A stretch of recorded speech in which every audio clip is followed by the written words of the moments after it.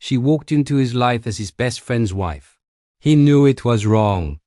He felt it every single time the three of them were in the same room together. And yet the feeling would not go away.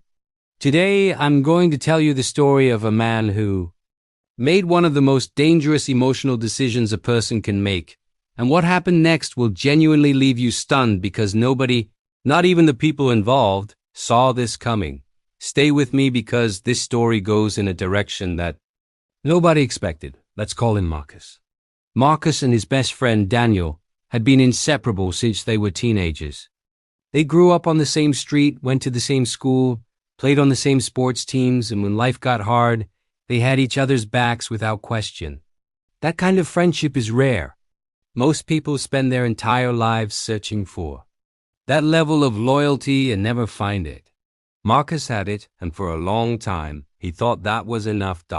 Then Daniel met a woman named Claire. Now, Marcus was happy for his best friend, genuinely happy. Daniel had been through some rough years, and watching him fall in love with someone who clearly made him better was something Marcus actually celebrated. He was at the wedding. He gave the toast. He danced at the reception and meant every single word he said about their future together. The problem crept in slowly. That's always how these things work. It's never a lightning bolt moment at the beginning. It's a series of small moments that stack up over time until suddenly you realize you're standing somewhere you never intended to be. Marcus and Daniel kept their tradition of weekly dinners, but now Claire was part of those dinners. And Marcus started noticing things. The way Claire listened when someone was talking, really listened, not just waiting for her turn to speak. The way she laughed at things that were actually funny instead of forcing it. The way she pushed back when she disagreed with something, instead of just going along to keep the peace. Marcus told himself he just admired her as a person. He told himself it was nothing more than appreciation for why Daniel had chosen her. He was wrong. By the second year of Daniel and Claire's marriage, Marcus had fallen completely and helplessly in love with his best friend's wife. And here is where the story gets complicated, because Marcus was not a bad person. He wasn't someone who was looking to destroy anything. He was genuinely tormented by what he felt, and he knew with complete clarity that what he was feeling was a problem. He tried everything he could think of to make it stop. He started avoiding the weekly dinners. He threw himself into work. He dated other women, trying to find someone who made him feel something that would overwrite what he felt. For Claire, nothing worked. The feelings only grew stronger the more he tried to suppress them. Here's the psychological truth about suppressed emotions that most people never talk about.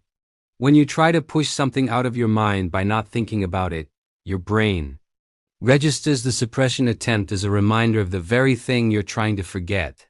It's called the ironic process theory, and it's the reason why telling yourself not to think about something almost guarantees you will think about it constantly. Marcus was unknowingly feeding the fire he was desperately trying to put out. Then, something happened that changed everything. Daniel got a job opportunity overseas.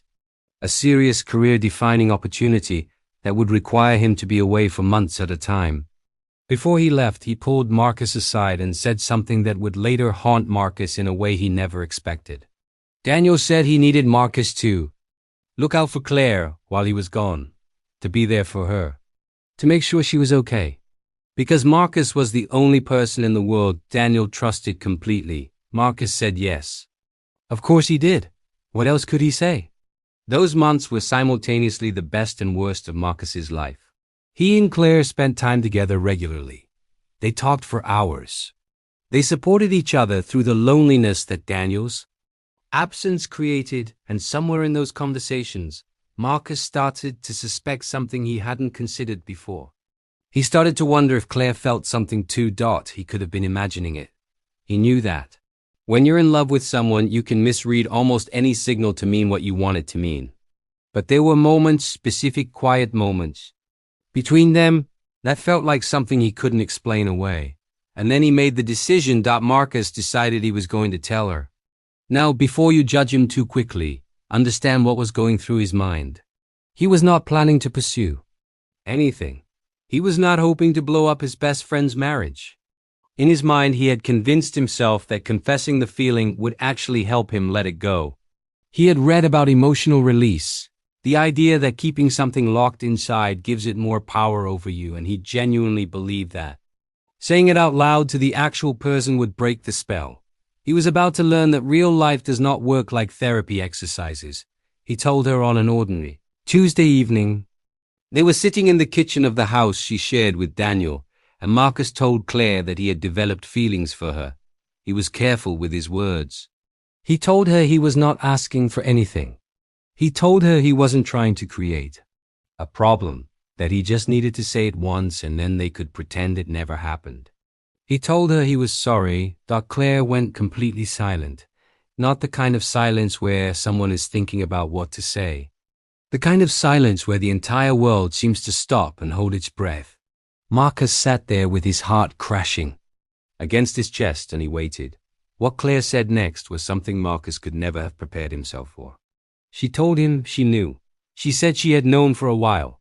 She could see it, the way he looked at her, the way he was always there. And then suddenly wasn't the effort he was clearly making to keep his distance. She had watched him struggling, and she had said nothing because she didn't know what to say. And then she said something else. Something that shifted the entire foundation of everything. She told him she was unhappy in her marriage. Not because of anything Marcus had done. Not because of him at all. She had been struggling for months with feelings of disconnection from Daniel, with the loneliness of essentially being left behind, with a growing realization that something fundamental between them had changed. She had been carrying this alone because she didn't want to hurt Daniel while he was chasing something that mattered so much to him. What happened next is genuinely complicated, and it does not fit into any neat category of right or wrong. Claire and Marcus did not start anything that night. Nothing happened between them physically, but they talked. For hours they talked with a level of honesty that neither of them had experienced with anyone in a long time. Marcus did not walk away feeling relieved. He walked away feeling like the ground beneath him had completely disappeared. He called Daniel the next morning. He told his best friend that he needed to come home. Not why, just that it was important. That Claire needed him, and that some things needed to be said between them that couldn't wait. Daniel came home early. What followed was one of the most painful seasons any of those three people had ever experienced. Daniel and Claire entered couples counseling. Marcus removed himself completely from both of their lives because he understood that his presence, regardless of his intentions, was making everything harder. He moved to another city. He started over. Here's what happened in the end, and this is the part that genuinely surprises people when they hear it. Daniel and Claire worked through it. It took a long time and it cost them both something they can never fully get back, but they chose each other. They rebuilt their marriage on a foundation of honesty that they hadn't had before, because Claire's confession about her unhappiness, which Marcus's own confession had indirectly unlocked, forced Daniel to confront how absent he had been. Marcus and Daniel have not spoken since. Whether they ever will remains an open question. The lesson buried inside this story is not about forbiddens, love, or betrayal in the way you might expect. The real lesson is about what happens when people carry things alone for too long. Every single crisis point in this story came from silence, from things unsaid, from feelings buried until they had no choice but to surface in the most destructive ways possible. You can love someone and still cause damage just by staying quiet. You can be loyal and still fail the people who need you most. And sometimes, the most honest thing a person can do arrives far too late to prevent the storm. It was supposed to stop. If this story hits you somewhere deep, share it with someone who needs to hear it. These conversations are the ones we avoid the most and need the most.